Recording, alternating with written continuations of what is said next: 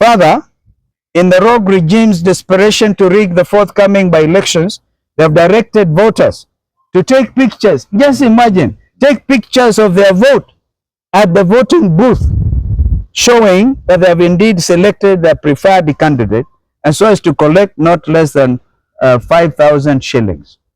Yani unapiga picha hapo kwa unajificha alafu unatuma. If this is not voter bribery and intimidation, then I ask, what is it? Directing Kenyans to photograph their ballots in exchange of 2,000 shillings, 4,000, or whatever it is a brazen attack on the very soul of our democracy. It is an attempt to buy not just votes, but the conscience of our people. It undermines the secrecy of the ballot. That's absolutely key. Undermining the secrecy of the ballot. It violates the law and mocks the trust we place in our electoral system.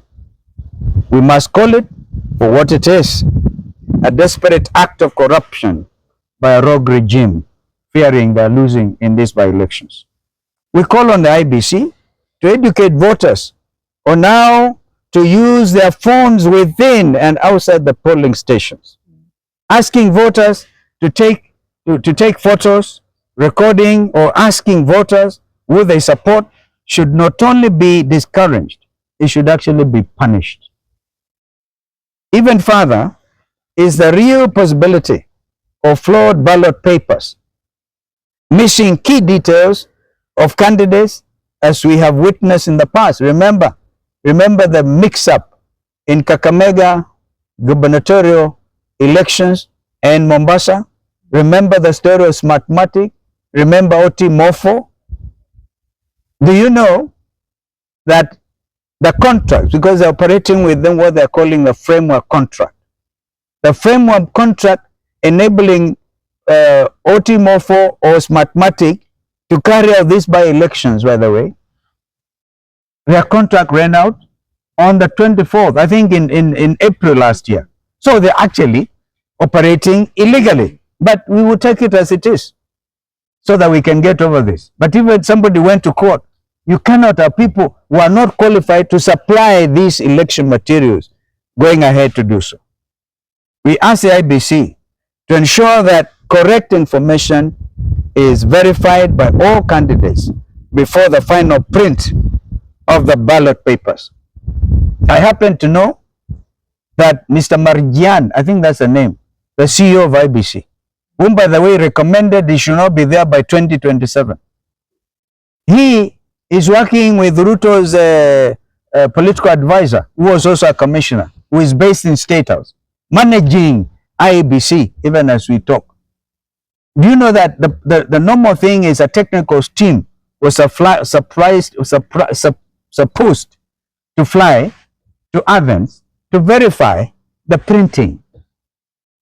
But you know, Marijan said, no, there's no money for it, because they knew what they have done, what they had done in the run-up to 2022. We will not allow this. We will not. So, verification of the final ballot papers must be undertaken.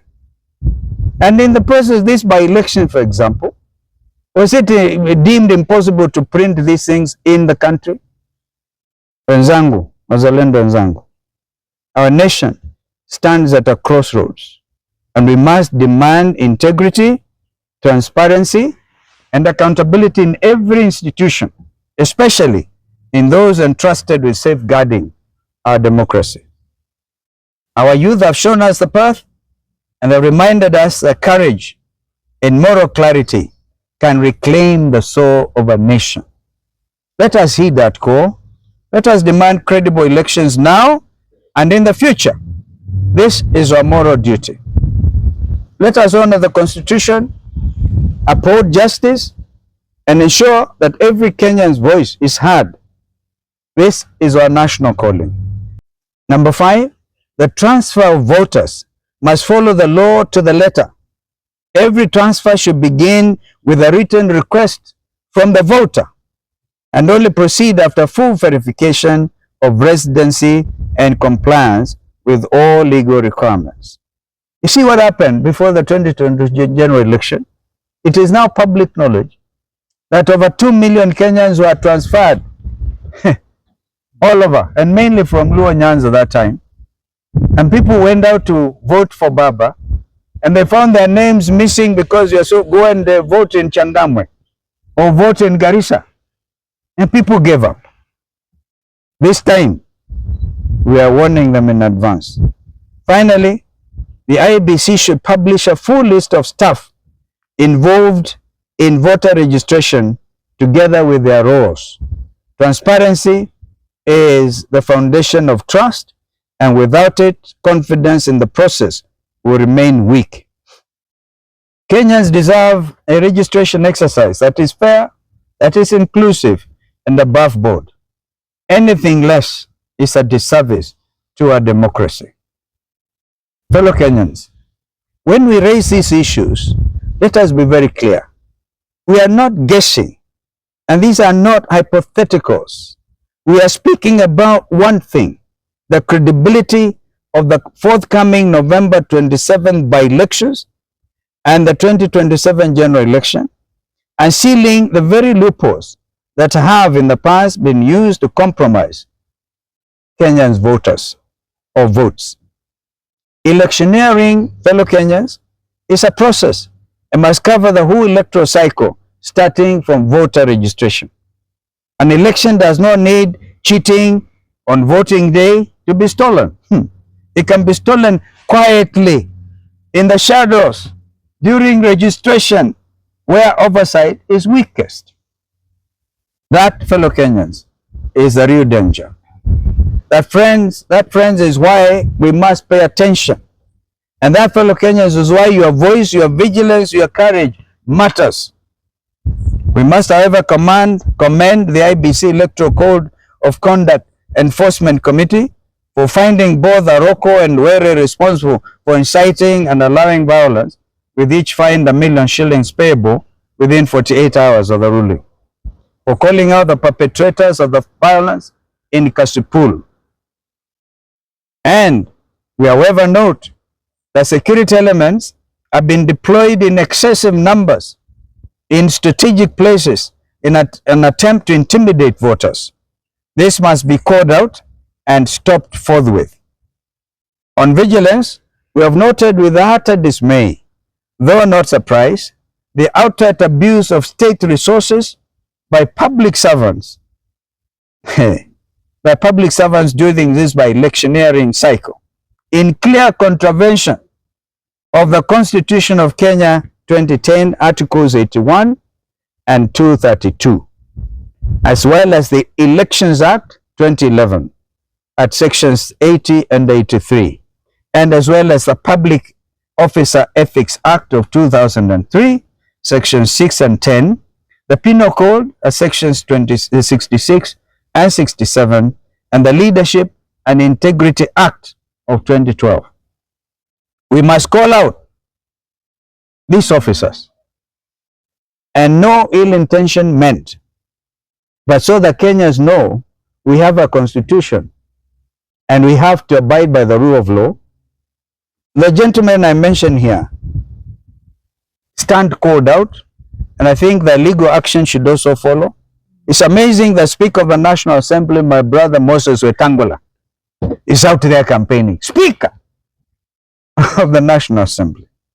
Speaker of the National Senate, of the Senate, Emerson Kingi, had occasion to campaign for him, by the way, in a by-election in Magarini. That's how he became Member of Parliament. I think that brother as well should stand called out. Cabinet Secretary for Mining, Hassan Joho, is everywhere, crisscrossing Magarini constituency. Cabinet Secretary for Public Service, Geoffrey Ruku, I think he got a bit surprised when Rigiji went to visit his mother. He's everywhere. Cabinet Secretary for Energy, Opiyo Wandayi, who, by the way, according to the ruling by the Court of Appeal, was supposed to be the majority leader in the National Assembly. I was hoping Opiyo Wandayi would take up that responsibility. But he's so busy now because he's minister, cabinet secretary, campaigning for his successor openly. State resources.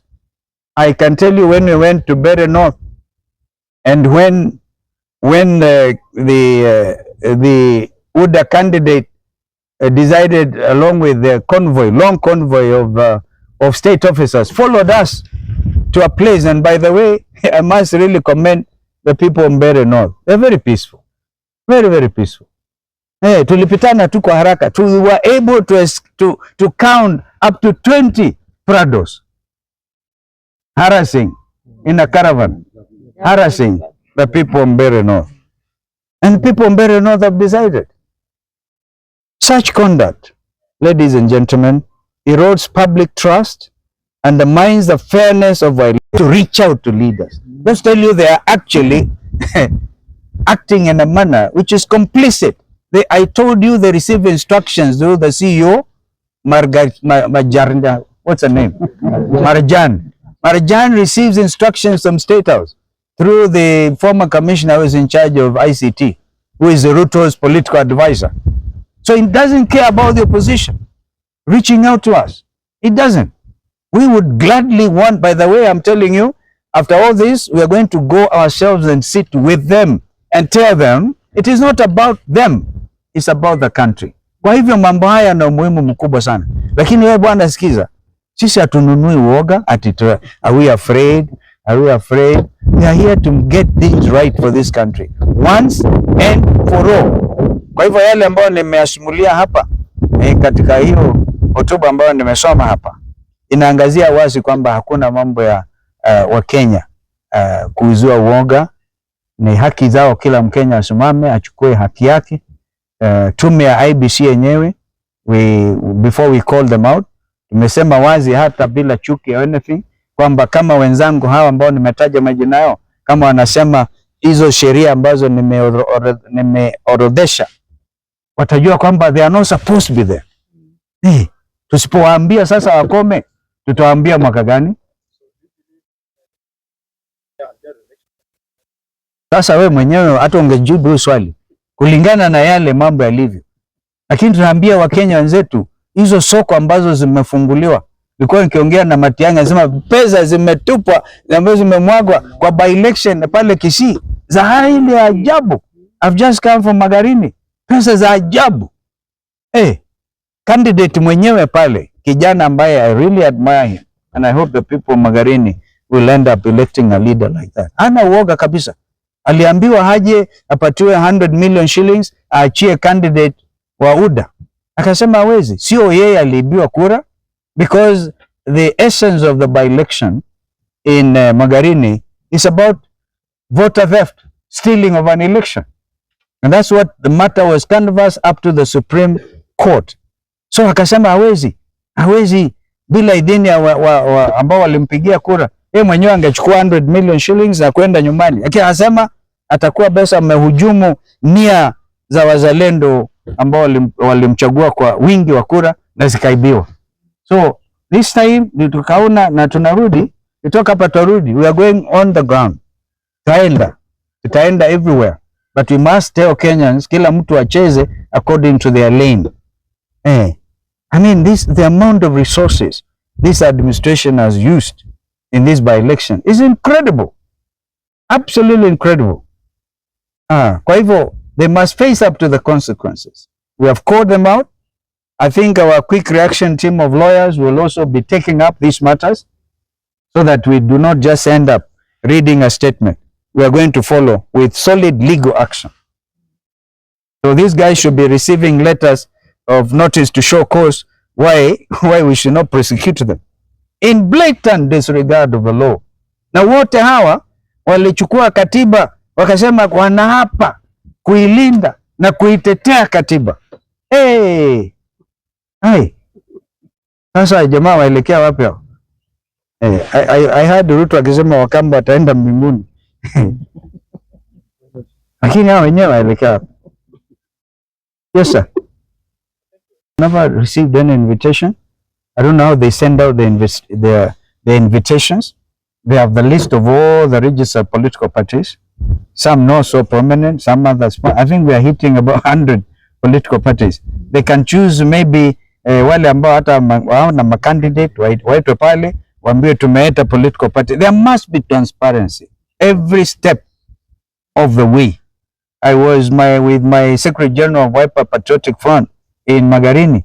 She never mentioned that she has received any invitation. How do they send them out? Expired. Could we not have used either government printer, for example, with everybody there watching, right? And then spare the country 27 million shillings. Okay. Now,